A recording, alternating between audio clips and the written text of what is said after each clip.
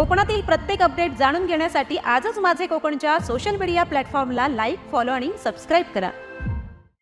महाड नगरपालिका सार्वत्रिक निवडणुकीत राष्ट्रवादी काँग्रेस आणि भाजप युतीने तब्बल 12 जागांवर विजय मिळवत स्पष्ट बहुमत मिळवले आहे। मात्र नगराध्यक्षपद शिवसेना शिंदे गटाकडे गेल्याने राष्ट्रवादीसाठी गड आला पण सिंह गेला अशी परिस्थिती निर्माण झाल्याची प्रतिक्रिया माजी नगराध्यक्ष स्नेहल जगताप यांनी दिली आहे। महाड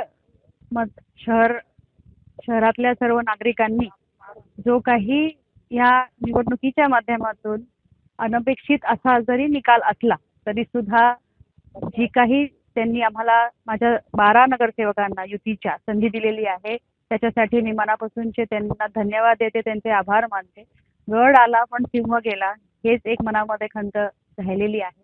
पण जो काही महाड शहराचा सर्वांगीण विकास हाच सगळ्यात महत्त्वाचा मुद्दा घेऊन या नगरपालिकेच्या निवडणुकीला आम्ही युतीच्या माध्यमातून सामोरं गेलो।